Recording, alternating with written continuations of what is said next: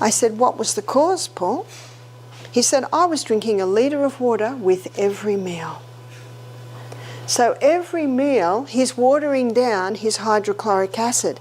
Did you know that hydrochloric acid is antibacterial, antifungal? So if your hydrochloric acid's strong, Helicobacter pylori can't survive in the stomach. What this man discovered is that he was drinking water at the wrong time. Do you remember I said to you earlier, I said, how much water do you drink a day? And he said 2 litres. And because he was a little bit abrasive with all his answers, I decided not to push it anymore.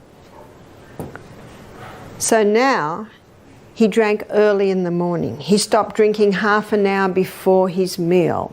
If you're dehydrated and drink tea or coffee or Coke or Dr. Pepper or any soda drinks, because of the dehydrating agents in them, you will become more dehydrated. Barbara O'Neill just highlighted the common mistakes we make with hydration, despite our bodies being about 70% water.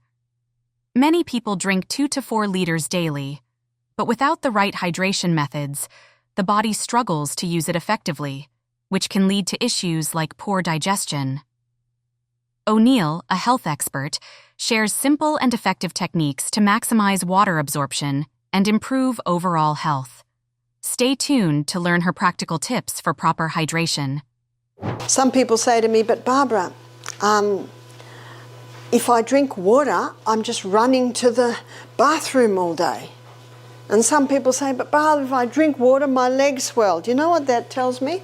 The water is not getting inside the cell. The cell is surrounded by what's called a bilayered membrane. This is a double-layered membrane.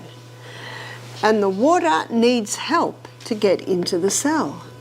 So how do we help the water get into the cell?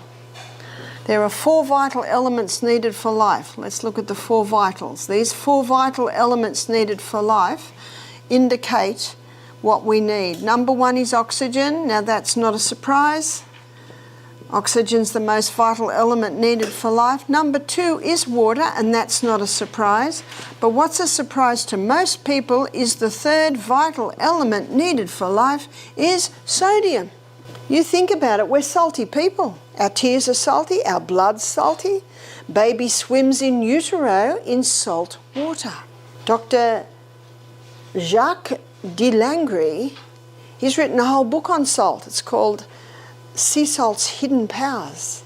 And he calls our internal fluids our internal ocean.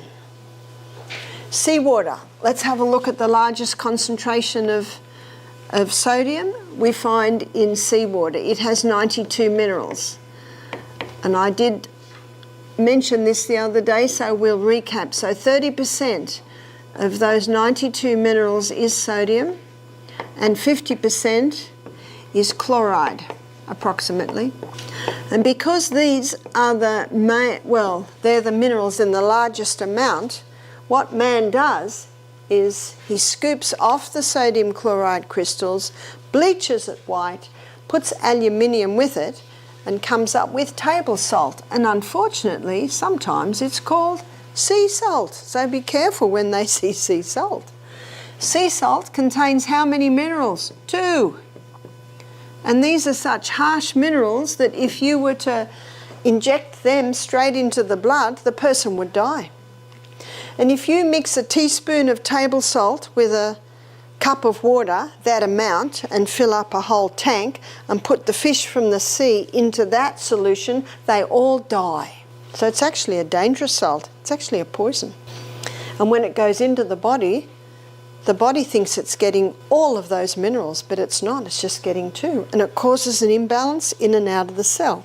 The 4th vital element needed for life is potassium. And you get nice amounts of potassium in your fresh fruits and vegetables. Drinking water 30 minutes before and after meals is recommended because it helps produce digestive enzymes, improving food breakdown and nutrient absorption. Drinking large amounts of water during meals can dilute these enzymes. However, simply drinking water isn't enough if your cells can't absorb it properly, which can lead to dehydration symptoms like headaches, muscle cramps, and a weakened immune system. Your body may be craving more water than you realize. I always say to people, how much water do you drink? And these are some of the answers. I don't like water. If I drink water, my feet swell. If I drink water, I'm going to the bathroom all day. Those last two answers tell me that the water's not getting inside the cell. So how do we get the water inside the cell? We have to go to the third most vital element needed for life, and that is sodium. The fourth most vital element needed for life is potassium. So let's go back to sodium. In nature, we find the highest amount of sodium in seawater, and seawater contains 92 minerals. Of those 92 minerals, 30%, approximately 30% is sodium, and of those 92 minerals, approximately 50% is chloride. Now, because sodium chloride take up the most amount, they're the first crystals formed when the water is evaporated. So what man does is he scoops up the first crystals formed, he bleaches them white, puts aluminium with it so that it runs freely, and there's your table salt. Table salt is a dangerous salt because we now have two very harsh minerals that if you were to inject both of those into the blood, you would die.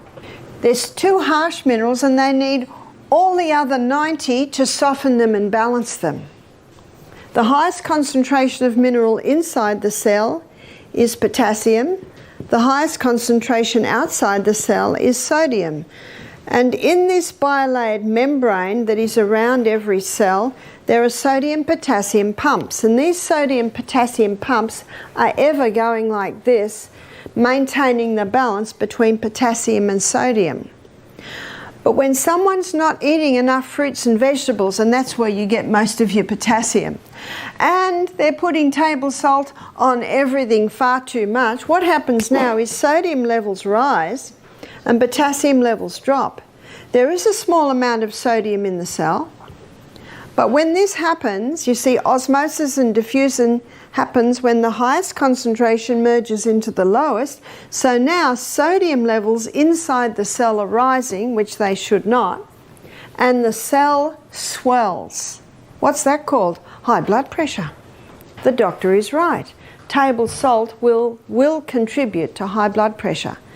There's a French doctor named Dr. Lelangre, and he's written a whole book on salt. He said, when people come to me with high blood pressure, I put them on Celtic salt. And the Celtic salt, and it's called the Celtic salt because it's hand harvested by the traditional Celtic method. It's in Brittany, in France, 4.5 million acres of these beautiful salt flats where it's a hand harvested sea salt. Please don't balk that it's a bit more money than others because you're looking at a traditional hand-harvested sea salt. So the Celtic salt, it contains 82 minerals. How come not 92? Some are in such pico proportions, barely measurable, that it's inevitable that a few are lost. See, these two minerals are so harsh, they need all the other minerals to soften them or buffer them. And one of the values of the Celtic salt is that it contains 3 magnesiums. And that's why it's so moist, because magnesium is a water-hungry molecule. And that's why the true Celtic salt will always be wet. Have you noticed how wet it is? That's because it's got 3 magnesiums. And those magnesiums are helping to hold the other minerals in suspension inside the crystals. Celtic salt is a healthier choice than regular table salt because it retains essential minerals like magnesium, potassium, and calcium, thanks to its natural harvesting process. These minerals help regulate hydration, support electrolyte balance, and aid in heart health, muscle function, and digestion. Studies show that Celtic salt can help with blood pressure regulation and overall hydration. It's also great for cooking and maintaining a balanced diet. If you rely on drinks like soda, tea, or coffee for hydration, consider switching, as they might not effectively hydrate your body. The reason? Let Barbara explain. Drink 8 glasses of water a day. Well, the fact is, every day we lose a lot of water. We urinate out approximately 1.5 litres. Out of our skin, we lose approximately 0.5 litres. So for the US, a litre is 4 cups of water, or 4 glasses. So basically it's the same as a quart. Have you ever slept on a mattress on the floor and in the morning you pick the mattress up and it's damp underneath? We lose moisture while we sleep from our skin.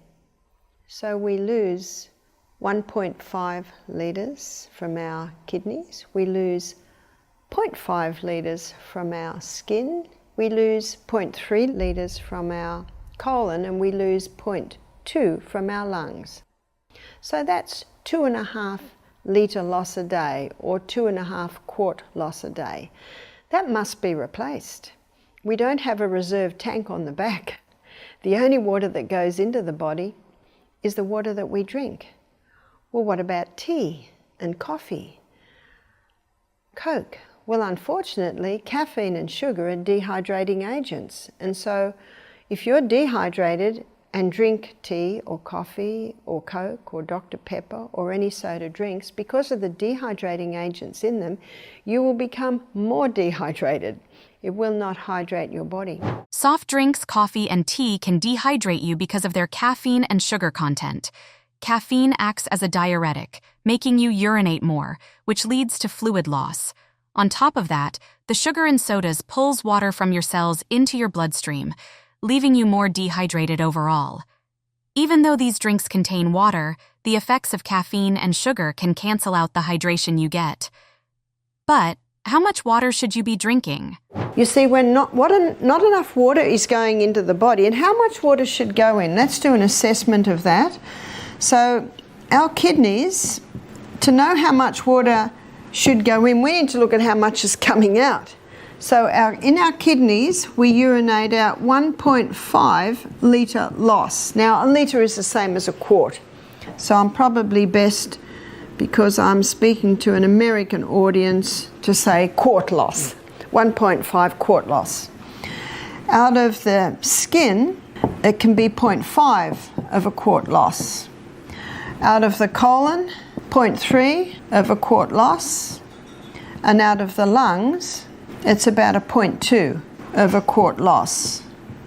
So that equals 2.5 quart loss every day.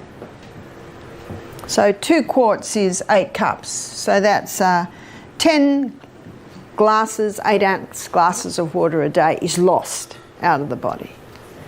And we have no reserve tank on the back, do we? The only water that's going in is the water we take in. So we should be drinking at least 2 quarts a day. At least, more if possible.